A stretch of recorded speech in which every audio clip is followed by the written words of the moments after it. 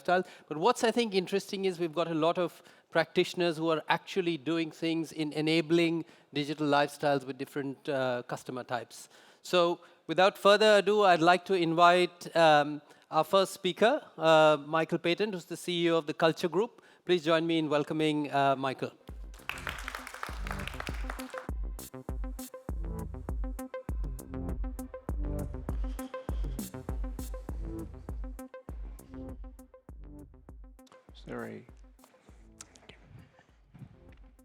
Thank you very much. Thank you, Amrish, and thank you very much to the GSMA for having me here. Is there a clicker for this presentation?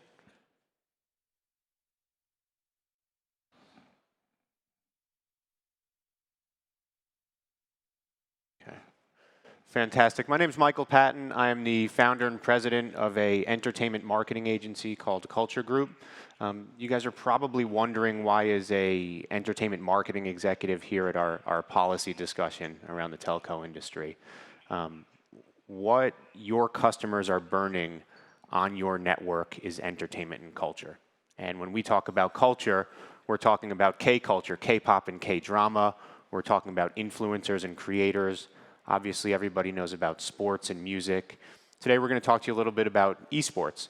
And we started our business with the belief that brands and really telcos have the ability to shape culture in local markets, more so than any form of traditional media or traditional company.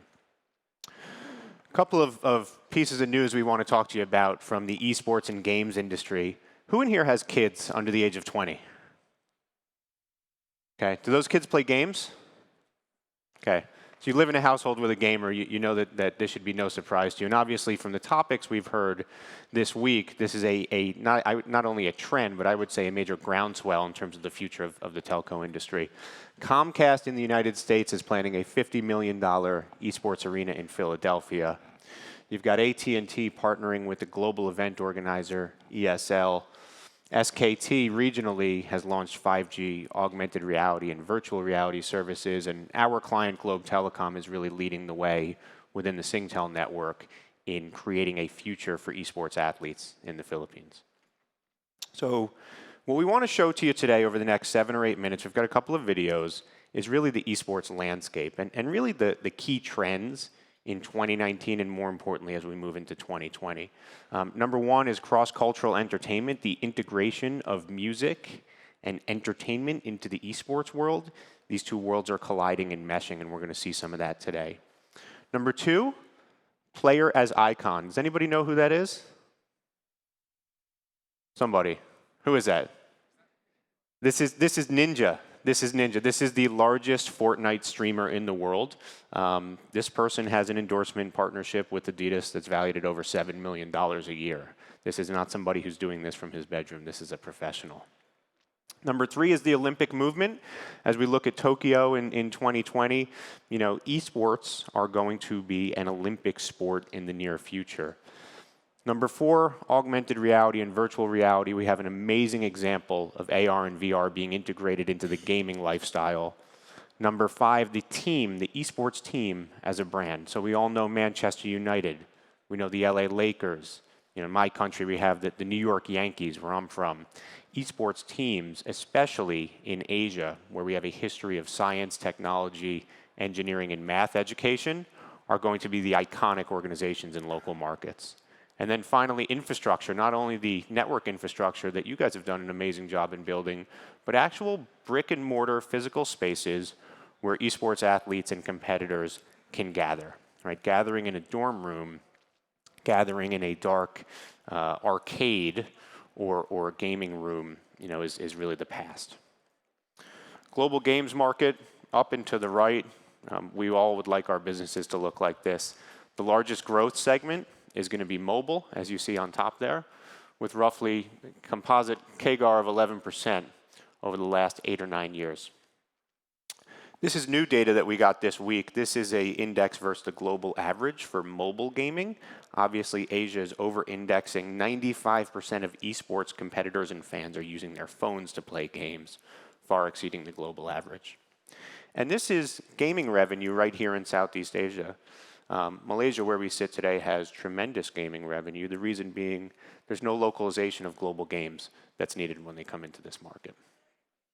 So how do you separate your game developer from your team, from your athlete? So just a quick education, right? The developer is kind of like your Hollywood studio. They create the IP, they own the IP. They then work with a publisher to publish and market that game in a local community. Okay, so Garena is a great example of a publisher here in Southeast Asia. That game, as it's published, gives rise to the growth of tournaments that need to be produced, and there are tournament organizers. Those tournaments host teams. Teams compete in the tournaments, teams become popular. The teams give rise to players who develop fan bases. Those players are going to create content that gets distributed on over-the-top and/or streaming networks. And ultimately, that gives rise to folks like Ninja, who we spoke about, who has a global community of followers. What you're looking at here are some esports athletes from China.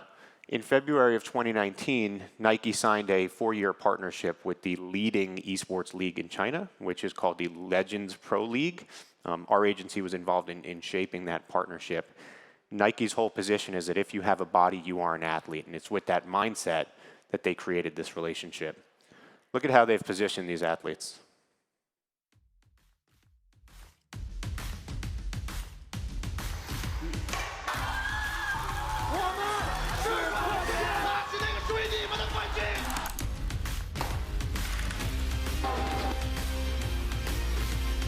LPL 和耐克正式建立长期战略合作伙伴关系。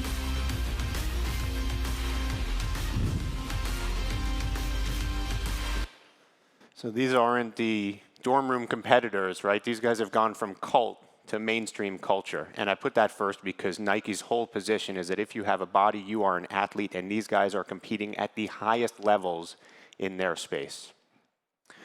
Next thing we want to show you is kind of this esports athlete as a rock star phenomenon. So the lines that you would see outside of stores or pop-up events or concerts are most closely associated with pop music. This is a group called FaZe Clan, which is US-based, and they really have that kind of macho guy, rock star mindset. Over the summer, they launched a merchandise line in New York, and when they announced that they were doing a pop-up shop to release the sneakers and clothing, this is what happened.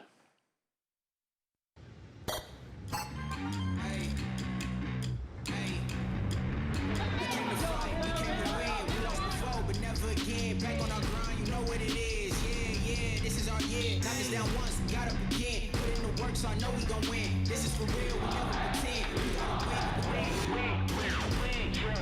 I had to stop being base. Part of my dreams had to chase. They counted me out, I counted me in. Fell off before, but never again. They boxed me out, I never fit in. Never will fold, never compete. Just wanna win. So we're asking, what does all of this have to do with me as a telco, right? So your core consumer, a young man or a young woman, is burning a tremendous amount of data and spending a tremendous amount of screen time engaging in these games. One of the things that we talked about was the integration of new technologies and entertainment into esports and gaming. The largest game in the world is called League of Legends. They held their world championships in Korea last year. And as part of that celebration of Korean culture and the integration of their game, they created a K-pop band. It's a fictional K-pop band. They don't exist in real life. They exist only in virtual and augmented reality. And this is an image of the band members. At the physical event, there was a cameraman walking around on stage and you saw nothing, but when you looked at the screen or if you were watching at home, you would see the placement of their K-pop band.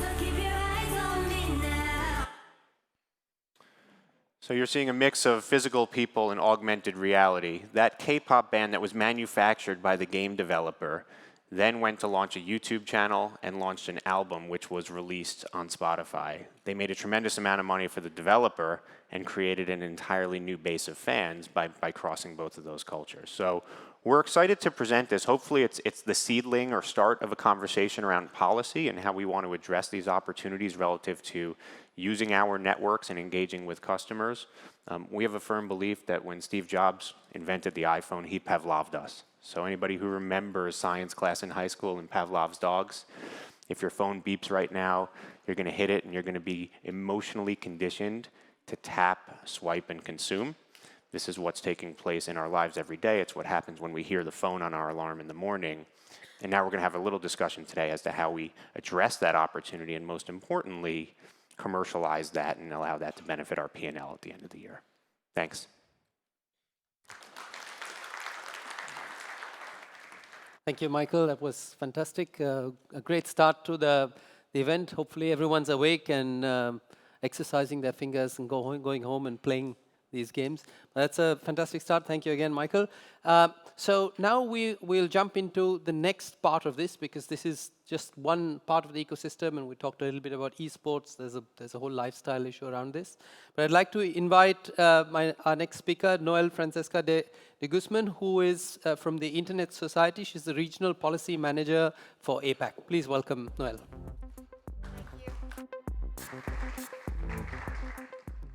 Thanks, Amrish. All right. So I think part of the, a small part of the things that I'll be talking about today is going to be an extension of what was discussed yesterday in the fantastic session on security and digital identity.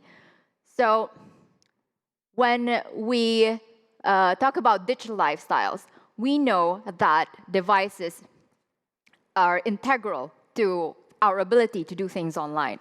And when we refer to devices, we're no longer talking about the computers and the mobile devices that we know in the traditional sense. We are now talking about connected things, the things that we find in our homes, in our cars, on our bodies, inside our bodies if we have sensors monitoring our health. Now, unfortunately, a lot of these devices that we see in the stores make it to the stores without sufficient security and privacy safeguards. And, oh, what did I press? How do I go back? Ah, sorry, my screen is different now. All right. The more unfortunate thing is that consumers are not very aware of this. And we know that consumers are not that conscious of it because we still find it in our homes. We are still buying them. Now, when we talk about IoT security and privacy risks, a lot of the issues that come up involve the data that's collected by these devices and the entities that have access to this data, whether it's with our consent and with our knowledge or without our consent and our knowledge. Now, a lot of the devices that we see actually, they're, how do I say? The proximity of these devices is what makes it rather unique to when we compare it to the previous generations of the devices that we've come to know. And this makes it a lot easier for them to track our activities, our behavior, what we say, and even how we feel. And maybe you might think that, well, it's a price to pay for convenience. But it's also useful to remember that this information can be used to manipulate our behavior, whether it's a hacker trying to blackmail you, or whether it's electoral choice, as we've seen in different parts of the world recently. So I think at the end of the day, it's fair to expect the custodians of our data to, well, treat our information respectfully. Now, regulators and policymakers in the room might be thinking, well, this is going to be my next frontier.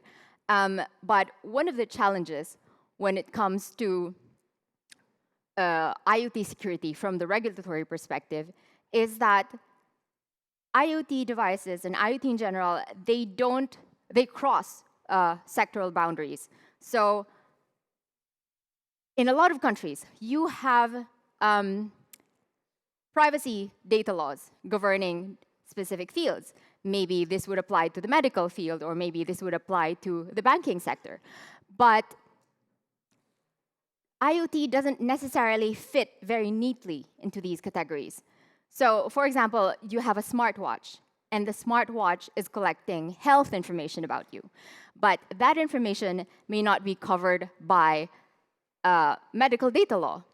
Or in the same way, maybe you have a connected car, and the connected car is governed by a bunch of regulations, environmental, safety, transport regulations, but maybe none of these regulations have a data privacy law in place.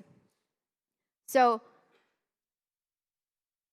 what industry bodies are increasingly doing, and what an increasing number of governments are doing, they're developing IoT security guidelines.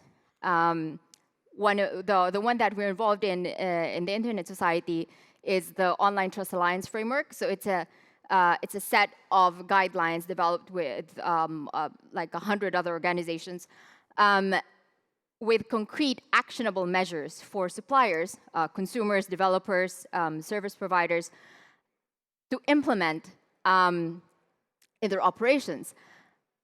Another framework that I can think of is the GSMA. Actually, GSMA has developed its own framework that I think is, if I'm not mistaken, is being increasingly adopted by its members. So what many of these frameworks and these guidelines have in common is a push for more transparency and user control. So this would include, for example, my ability as a user to delete my data if, for example, I want to sell my device, I'm no longer using the device, or my device gets stolen. Another recommendation is a push for suppliers to practice data minimization, meaning that they will only collect the data that they need for the device to function, and they will only keep it for the duration that they need it. Well, talking about data collection and the ubiquity of data collection, another trend I would like to touch upon is consolidation. This is the trend of market concentration, vertical and horizontal consolidation that is happening, well, in various and different parts and different layers of the internet. But I suppose for the purposes of this discussion, we should focus on the applications layer. This is referring to the platforms and the services that most of us know and most of us use, Google, Facebook, and Amazon, and a few others, that we've come to depend on when we do our business online, when we buy things online, when we talk to people online. Now, we know that market concentration is happening because users and traffic are both growing, but most of these interactions are concentrated on a small set of platforms and services. So this is not all bad, because in a way, we know that concentration has also unlocked a lot of opportunities. For ordinary users like me, this could mean that it's just more convenient for me. It's easy for me to do things. I think one example that we can all relate to is WeChat. So WeChat has essentially created an ecosystem around itself that would allow users to stay on the platform from cradle to the grave. But then we may be also heading into a future where we are increasingly reliant on the availability of, say, these platforms a limited number of platforms and services. So we in the Internet Society are currently studying the implications of internet consolidation on the broader internet. And one of the things that we did this year was to ask to ask internet users across Asia Pacific how they experience internet consolidation in their everyday lives. And as you can see, the vast majority of respondents already feel that, to an extent, they depend on the internet, on internet giants, for the activities that they do every day. A similar percentage also thought that it would be very difficult for them to switch to another service if they wanted to, because it just doesn't have the same features. That said, you can see also that the majority of users also expect innovations and future products and services to come from both big companies as well as companies that maybe they haven't heard of yet. They also want consumer choice, more consumer choice. As you can see there, more than half of users that we surveyed also wanted to interact with more than 5 companies when they do their online activities every day. So we don't have, we're not at a point yet where we can offer recommendations for what we should do going forward. But one of the questions that we're currently asking, and maybe I'd like to pose this to the room as well, is, do you think this is inevitable? Or is there a different path where we can have a greater diversity of players serving market needs and serving market wants, but also enabling innovation to further flourish online as it has in the past decades? That's all. Thank you. Thanks a lot. So a lot of questions, and I think we'll pick up on some of these when we get to the panel discussion. Thank you, Noel. As the next speaker, please join me in welcoming Fung Yu Wen, who's the CEO and founder at SushiVid. So what will be interesting for us in this session is you actually work with influencers, and that's really, really an interesting area for understanding a little better. Thank you. So, hey guys, please do ask me questions later, otherwise I'll be sitting there awkwardly and then trying to pass time. So please do think of what I'm going to talk about and then ask me questions later, okay? My name is Wen, and I started this company 3.5 years ago, in part because I was working for a lot of softwares at one point in time. And then all the softwares I was working on were like concerned about sales. They were like, I don't know how to sell my product. And I'm like, how can this be? There is traffic all over the internet. Every day when I commute to work on LRTs, people are on their phones. What are they doing? Everybody else, every other software is struggling with like, oh, there's not enough traffic to my website. There's not enough users. Everybody has a user problem. But where's all that users, right? So when I started the business, I wanted to solve that user problem, like how to drive traffic to your website and how to capture the audience, because obviously everybody's on the phone all the time, right? How many of you check Facebook first thing in the morning? You guys are younger than me. Only old people check Facebook. How many of you check Instagram all the time? You guys even younger. I bet you guys are on TikTok. Because everybody else, getting younger. So I've worked with about 500 brands in the last 3.5 years, and we've done about over 10,000 branded contents. So Huawei was a customer, DG, and Boost from Axiata. They were our customers, and a lot of them come to us with one same concern: how do I get more app downloads? How do I get more users to know about my product? And I'll try to talk about that a little bit more.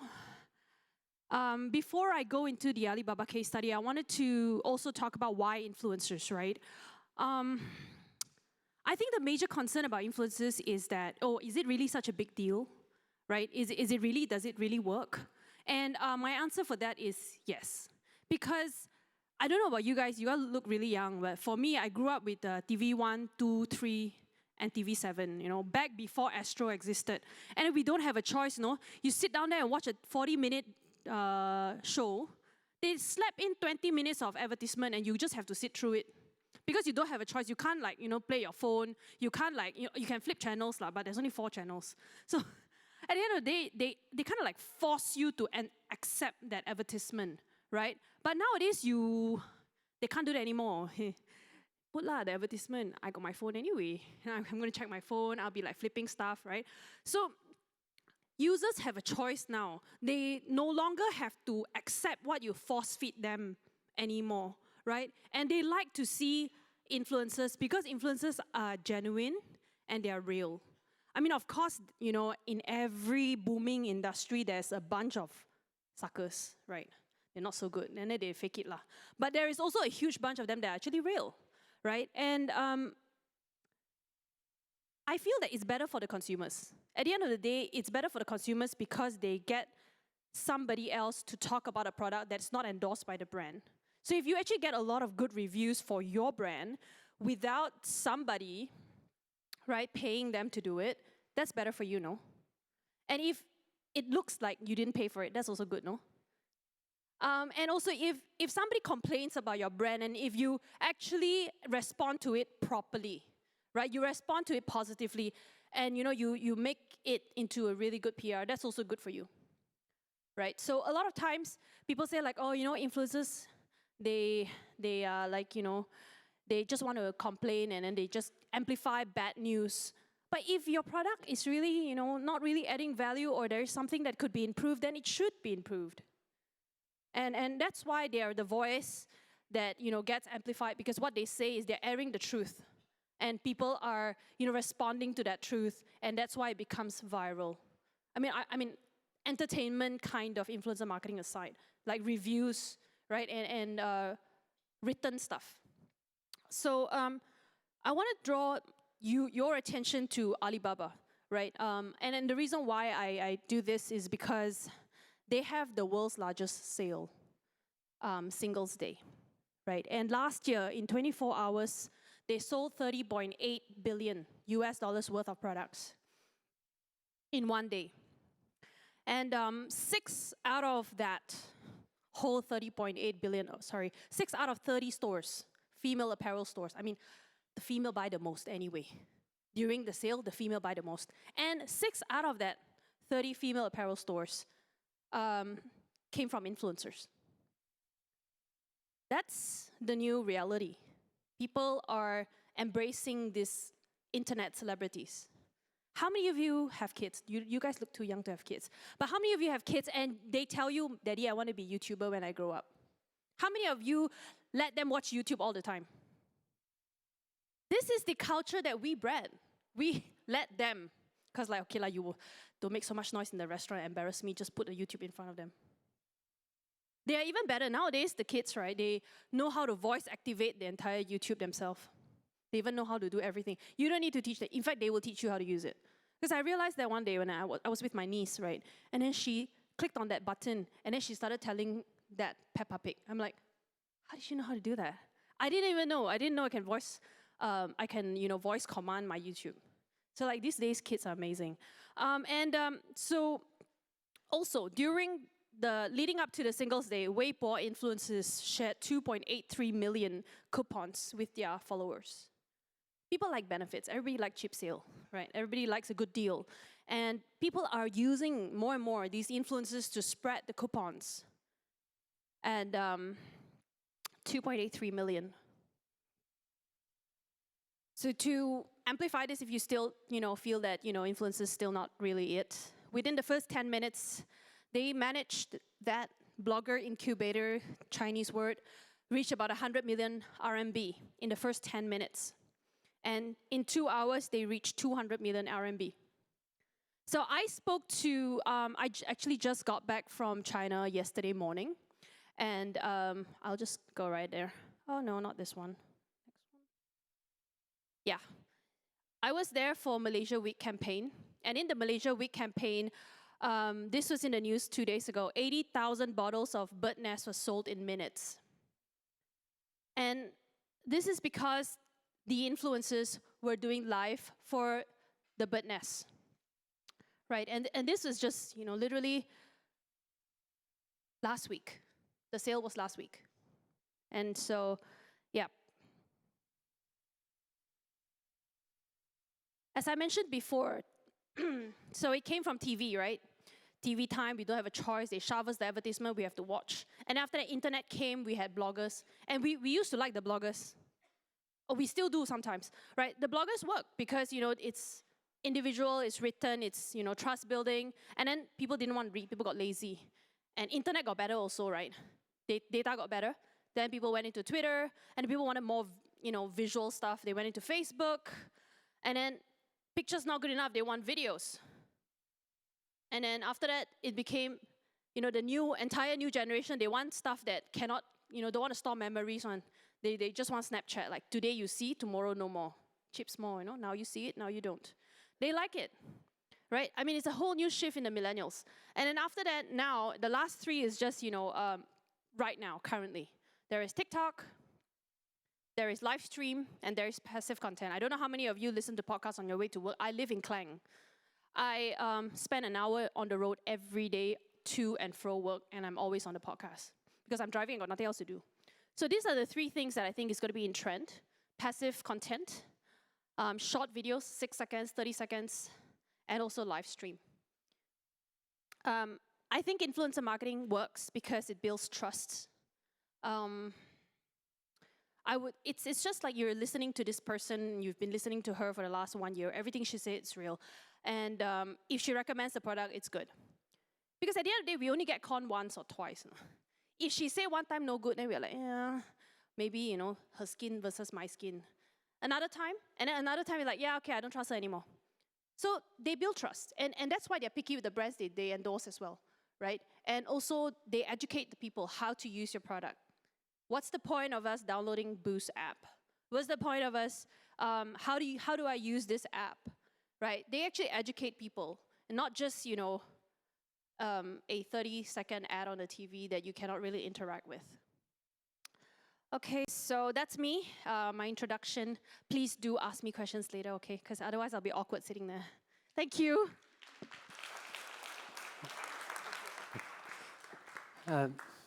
Thank you, Wen. I'm sure there will be a lot of questions for you. Now, the last speaker before we jump into a discussion, a group discussion after this. And you will see it's another interesting angle because not everyone finds it so easy to embrace a digital lifestyle. And I'd like you to join me to welcome Abdelmukit from Banglalink. Thank you. So, thank you very much. Good afternoon. So we have been hearing from the earlier speakers that there are digital services like sports, gaming, and videos. And we have influencers. And all these things are real. But this will only work when people are on data. Did you know that in Bangladesh, there are 170 million people? And we have also 163 million plus registered mobile users. But a staggering number of 80 plus million, they don't use internet. And in Banglalink, I'm in charge of digital services and DFS. So my job is to launch digital services and expand the digital business. And in order to expand, I need people who are on internet. When we see that there are a lot of people are not on internet, then we have to do something on that. So we were searching what to do, because there is an organic growth going on in the market. But at the same time, if we depend on the organic growth, we will be too late.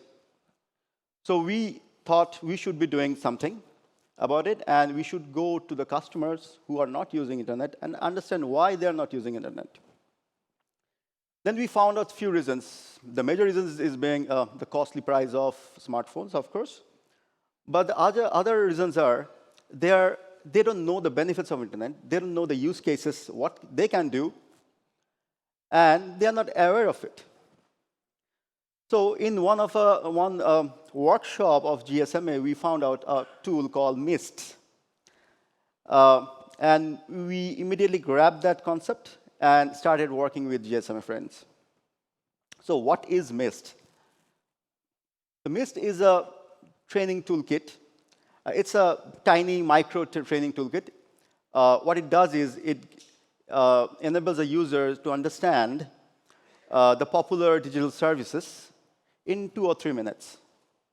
So per module, it is 2 or 3 minutes. For example, when you use that with our retailers, so in this case, our retailers are our influencers, our local influencers. So when people go to them to recharge or top up, they believe them. They want to understand their thought process, and they want to hear their recommendation on data packs and the services. So when they go to them, these retailers give them 2 minutes of training on Facebook, YouTube, and on local popular digital services like IMO, and also what we launch for our customers. The magic is all the training contents from GSMA, together with GSMA, we have made it in local language, so it becomes easier for the retailers and also for the consumers. And GSMA has a palette of services over there, but we have picked the ones which are relevant for our users, which they can relate to. We've also introduced the local contents over there. And the best, the success factor that actually worked for us is the retail touchpoints. We have used 3,200 retail touchpoints of our own to give out this training. And we call them BSSPs, Bundling Sales and Service Points. So how does it work? So we have given all these service points POSIMs on the digital services. When customers go there, they see the POS materials and get attracted to that. Then they ask the retailers, what is that? How can I get into that? And then retailers also find out, they also find out whether this customer wants a digital service, it's a non-data customer, can they convert him to a data customer? He finds that opportunity and then gives out this training. And while giving out this training, we also gave a KPI for these retailers to register these customers on our e-self-care in My Banglalink app, so that we can track back these users later on. And when they are registered on the app, they also get free data. And this free data is actually used as a trial version of internet for the new users. So when they use the trial, over time, they are converted to a regular user. So we have got non-data users, we have got accidental data users, or a data user who are very low on data. And what was the result? This was a pilot we ran for 3 months. And we actually trained 170,000 users. And 42% of them actually have converted to a regular data user after the training, which was a big success for us. And we have also seen that there are 228% in terms of data revenue increase, and data usage increase, and 143,000 on data revenue increase. So which actually gave us a hope that this training tool works, and we can go big with this. I would like to show you a video right now about the entire program in 3 minutes. If you can run the video from there.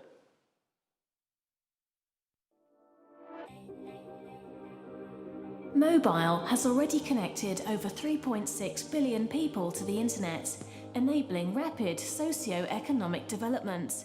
In Bangladesh, 87% of the population use mobile, yet only 25% of them use mobile internet. A key reason for this is a lack of basic digital skills.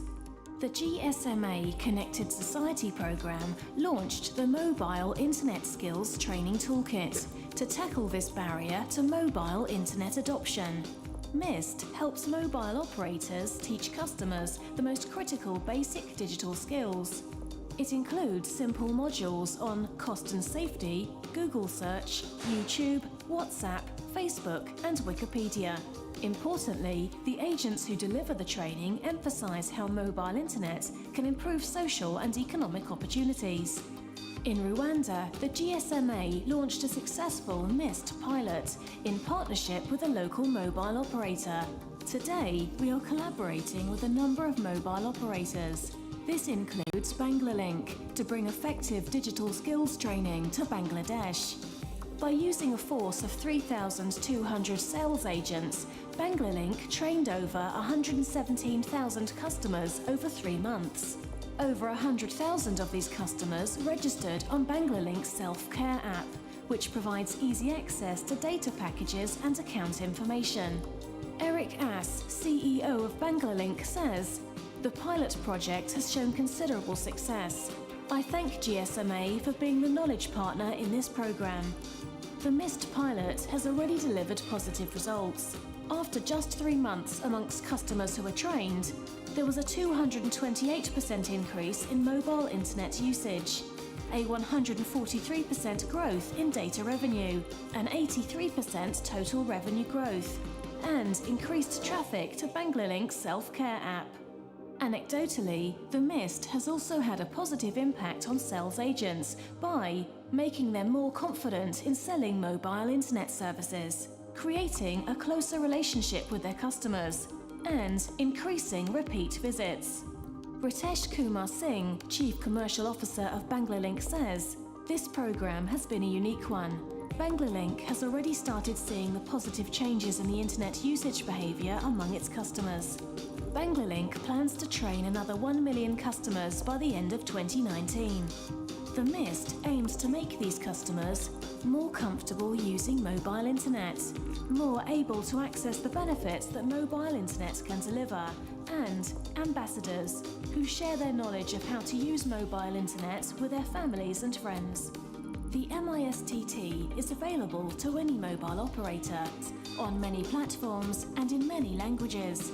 Partner with the GSMA to deliver mobile internet skills training.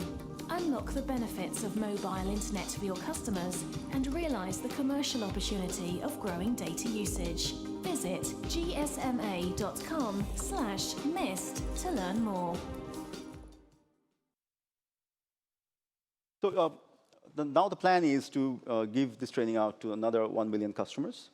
But this time we are making a little change there. Along with the awareness program, we are also introducing acquisition program with these retailers so that they can actually activate the services for the customers. We are also introducing the device partner shops besides our own shops. And we have also introduced a tracking tool where we know which agent has activated or given training to which customers.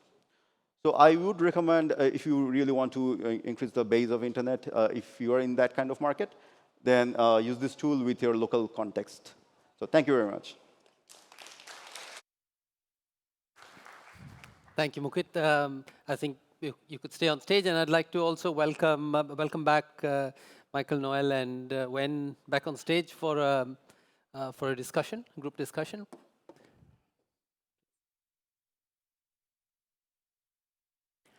So thank you all for very interesting presentations, and I think digital lifestyle, we're here, everyone's part of it. I think, Mukit, you're trying to get more and more people on. Michael, you've got people, or you've shown us people who are on $7 million contracts on esports. It's in some ways a democratization of a lot of areas which we anyway live with, whether it's sports, a very different kind of sports person, influencers, you don't have to be a celebrity, and so on. So I think, without a doubt, there's huge benefits and changes to the way we live. But just starting first, maybe with you, Michael, a little bit on esports itself. It's amazing how big as an industry it is. What I saw, though, was it's a very global industry in many ways. So at least, the games, you talked about some of the games, you talked about some of the players like Nike and so on. What would be interesting for telcos is how can they participate a little more in this space?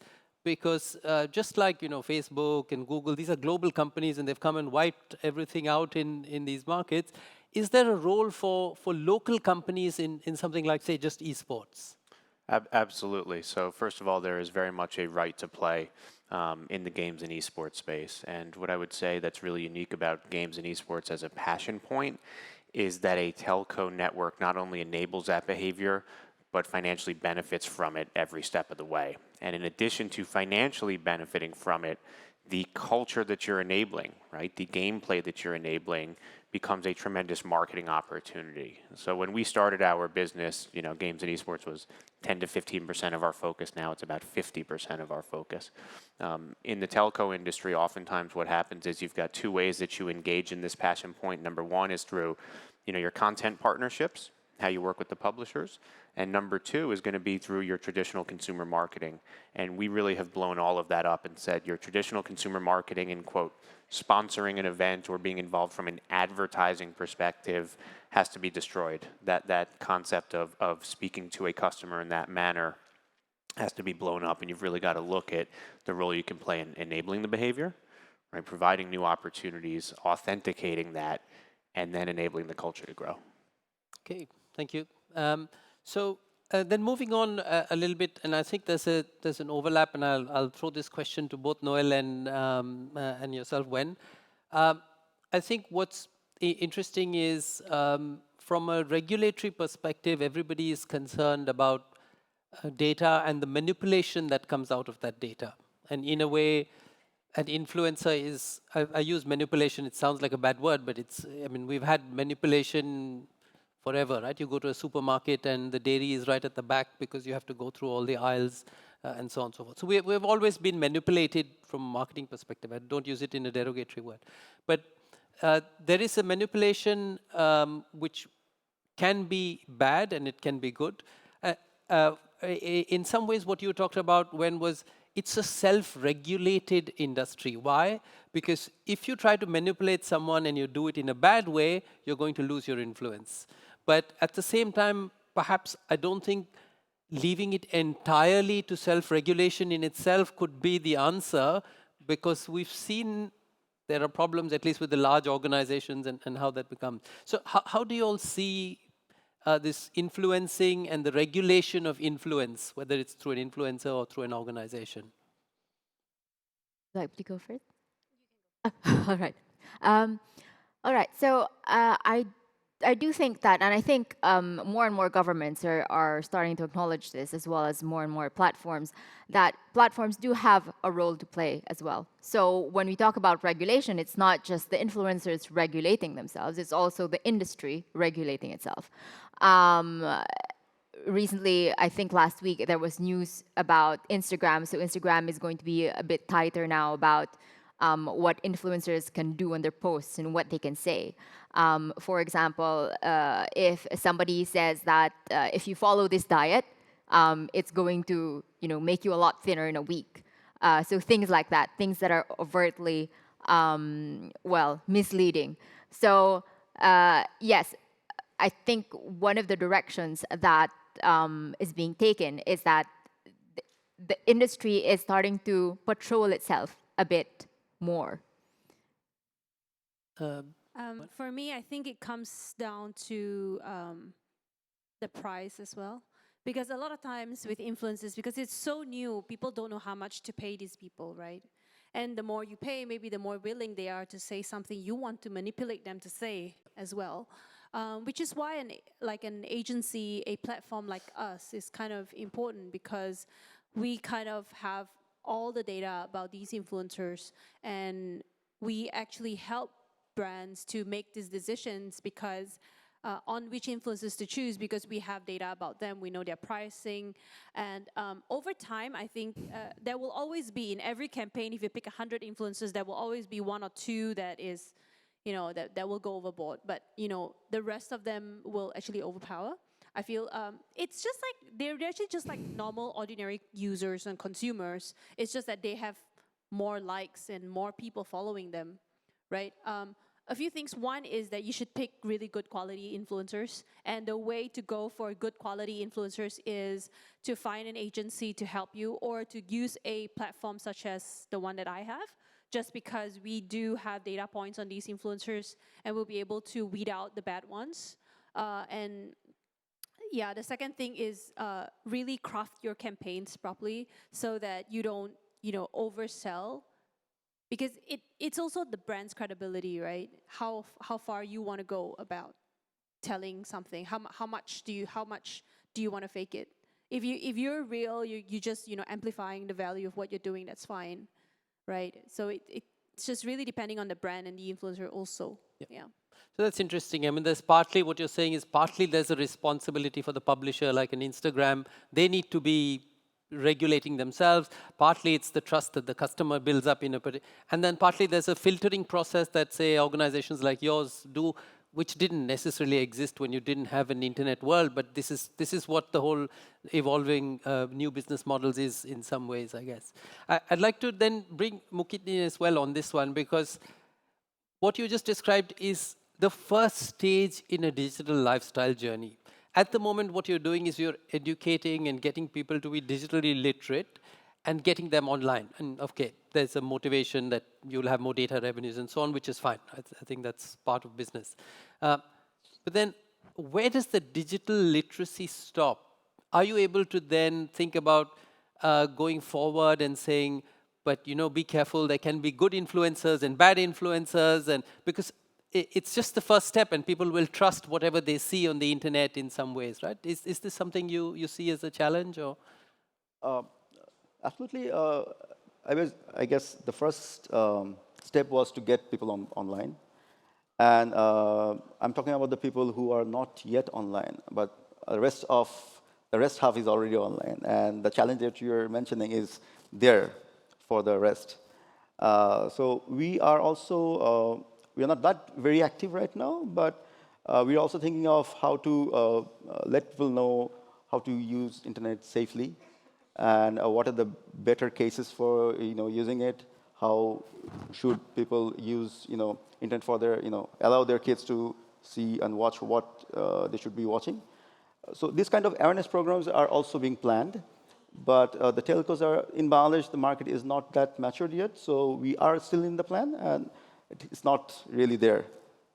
So it's a long journey. Yeah. Long journey. Yeah.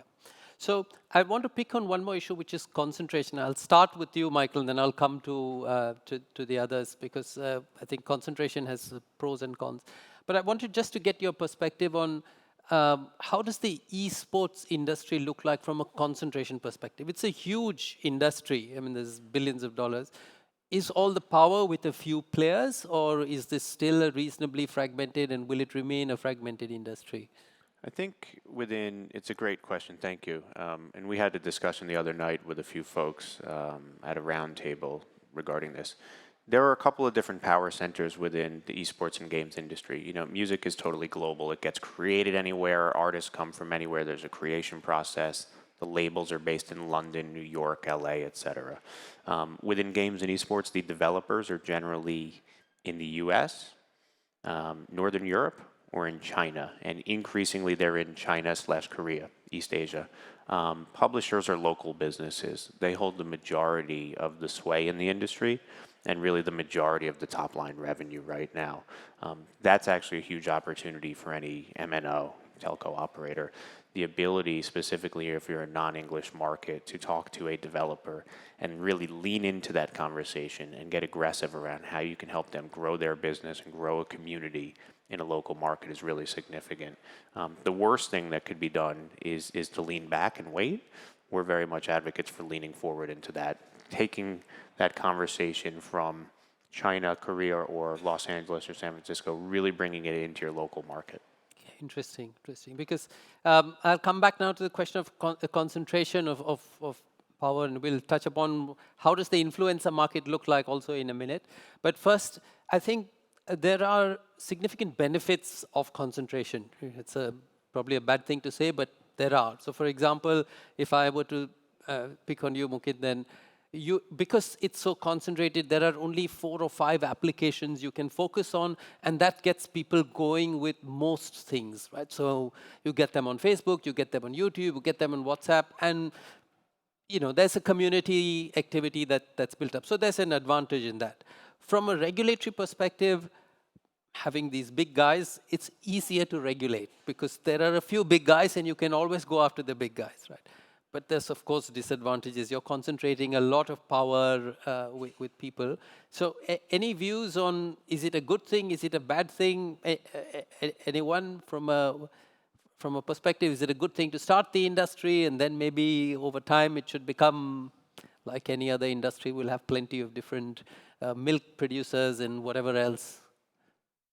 Okay, so just from what I heard from Abdel just now, I think there is the adoption curve, right? And for Banglalink, they're kind of like at the late majority or the mature audience level where the products are already vetted through, and because I mean, when they only get to choose 5 apps, also because the mobile phone, is not so sophisticated, so they cannot have so many other option of different kind of apps that they can use. So by the time it gets to that level, it would be well regulated already, right? But so like for me, I saw firsthand how TikTok just came in and took over the whole Southeast Asia, right? They didn't really exist before. And then it was always been like Facebook and YouTube and Instagram, and then out in the middle of nowhere, TikTok came in, and just kind of every young person in this country started using TikTok. I think it's kind of like we're at that level where the consumers dictate now. The consumers pick up on things. Like, I don't know how many of you actually saw that Snapchat filter, like that face, the old grandpa face, like how you look like. I mean, it was all over Facebook at one point, and that came from Snapchat, and that was a campaign. I think the consumers dictate. And of course, they probably seeded 100 famous influencers to do that at the beginning. But then after that, the wave just caught on. And I think that's how it is. Like, consumers decide now. Yeah, because of the availability of everybody's flexibility to decide. Yeah. Okay. Anu. Yeah, just to add to that, and I want to build on that. So, we come from more of a marketing and communications background. Our position, and we're here in Southeast Asia, okay? There is not an 80 or 90 year history of mass media like we have in North America, where I'm from. We don't have an 80 or 90 year history of pop culture. And there is, frankly, an inherent distrust of traditional media sources. And we think as a result of that, brands have the ability to be the ultimate influencers in these markets. Brands have the ability to shape culture. Brands are time-honored. They deliver a product or a service every day. And generally, hopefully, they don't cheat their customers. And within that brand ecosystem, yes, you've got the National Beer Company, and you've got the airline. And Tony was here yesterday, and he's doing a great job of being an influencer of a lifestyle. But the telco, as an extension of the hand and the entity that's enabling all of that consumption, has the ability to impact lives in a really, really unique way. So the opportunity that exists within this sector is far different than the opportunity that exists in any other sector in this market. And I think that's a tremendous, tremendous path to be on if you recognize the role that you can actually play in driving that. Yeah, interesting. So, I mean, in a way, what we're saying is we'll have a different culture for entertainment and digital lifestyle just because we haven't had the traditional ones as the Western world in a way. Yeah, and look, I think that Verizon, AT&T, O2 in London, I think that Telstra and Optus down in Australia, these guys have a very different business relative to developed media landscapes. I think that the folks who are in this room who are coming at it from an Asia perspective have a much greater opportunity to impact the lives of people of any age every single day if they take that position. If I could jump in, you were right in saying that if you have a smaller pool of players, then it's easier for regulators to do the job. And that's what we're seeing now. You have, Mark Zuckerberg, who actually said he wanted to be regulated, being invited, Google executives being invited into G7 meetings, for example. So there's a conversation going on now between governments and industry and these internet giants. But then, what about the small players? They're not in the room. So you're having this conversation, and then there's a risk that also whatever regulation comes out of that is going to favor who's already in power. And there's a lot more small guys who have the potential to shape our digital lifestyles for the better in the future, and they're not being invited to that conversation yet. Okay. But again, the consumers dictate that, because I don't know, but a lot of the millennials today are no longer on Facebook, right? So yes, Facebook might be invited, but a lot of the young people are no longer on Facebook. And so again, I just kind of feel like a lot of it consumers decide nowadays. And then Facebook buys them out. Make. That's true. Yeah. So I'll just throw it open to the audience at this point. Is there anyone in the audience that would like to grill our panelists at this stage? Okay. Oh, there is someone? Oh, one over here. Here. Oh, sorry. Hi, this is Vix. I've got a question actually for Noel and also for Michael. Now, you talk about regulation. Do you think e-games need to be regulated? It's growing big and big. Do we need some level of regulation to manage it? And does the mobile operators have a place to play in the regulation space? Because you mentioned about mobile phones being the key touch point for e-games. Thanks. Thank you. Anyone wants to take this? I'm It's going to let interesting. Michael answer that, actually. Does esports and gaming need to be regulated? From a consumption perspective, I don't think so. Does music need to be regulated? Not necessarily. I think there's responsible music listening. It may influence people to act in a certain way, and we've seen that in the past relative to certain elements of society. I don't think that the consumption of esports and gaming needs to be regulated. I do think that there has to be a definition. If you look at the competitive aspect of that gameplay, and now we're involved in tournaments, now we're involved in developing the careers of esports and gaming professionals, right? So how are those esports and gaming professionals going to get visas? How are they going to be taxed? How are they going to be recognized by their home countries and visiting countries? What is the government system, right? We're here in Malaysia. Are we talking about the sports ministry, the Ministry of Culture? Is it the youth ministry? Who is looking after those athletes? And I think that as we look at this becoming a proper global industry, we very much need that type of organization. I guess if I were to pick on that point, the one area that always keeps coming up on regulation, well, can be for esports, but can be for other things, is, for example, violence. And there is a rating for a movie. There is a rating, and so on. But you have violence, which is quite extreme in some games. And should this therefore be allowed for anyone and everyone to play, or should it be regulated? Right? Something like this is constantly under debate. Does violence in a game result in violence outside? And this, I don't know, we may be too early in the world to answer this. But I guess these are the sorts of questions that Noel, you want to? Yeah. So I think before we get into whether or not to regulate it, we first have to ask who's going to regulate. Is it going to be the sports industry? Is it going to be the broadcasting industry? Is it going to be the financial industry? Even when it comes to esports and e-games. And right now, one of the basic challenges that we're encountering when it comes to policymaking is that these different agencies are not talking to each other yet. And that's important when you're regulating for the ICT sector in general.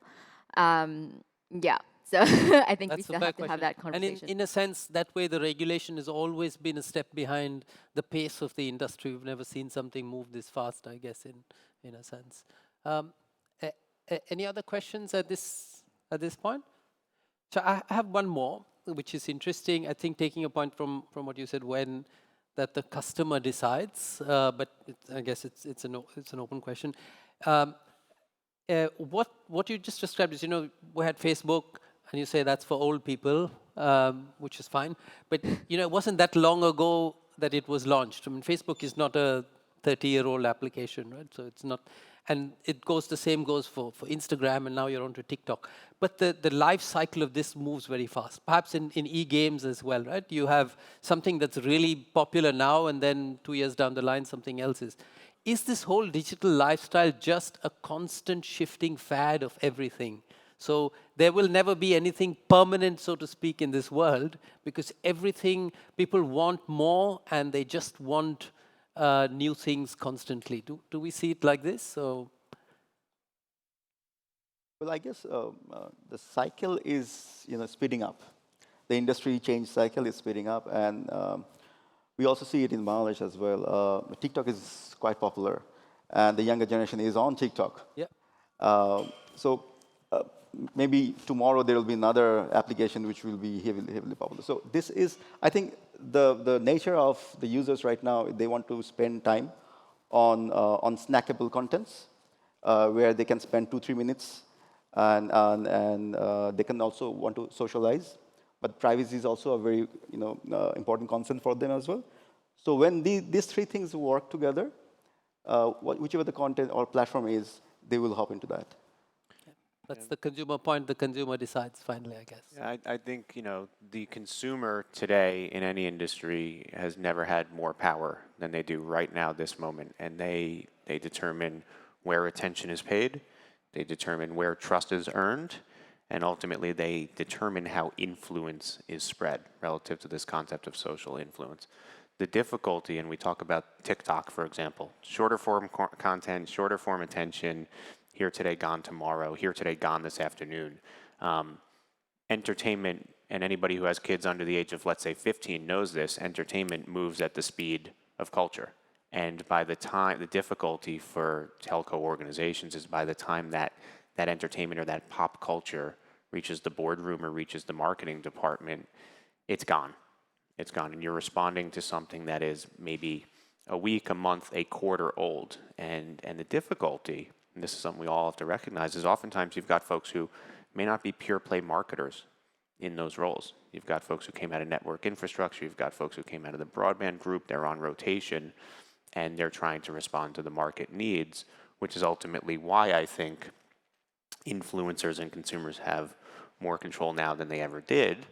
And that's ultimately because they're on top of what's hot more so than most of the brands. Excellent. Okay, so for me, I think this is a bit against my own business, but I feel that with so much information cluttering, right, we should also, as responsible people for the current millennials, we should consider how to declutter for them. There are increasingly a lot more suicidal cases, increasingly a lot more depression among the young people. There's just so much information overload in our brains. Sometimes it's like you want to read everything, you want to save every article, but you just don't have time to read any of them because you end up scrolling and you're so stressed over all these things. So I think at the end of the day, yes, the consumers are yearning for more, but I think they don't know what they're doing.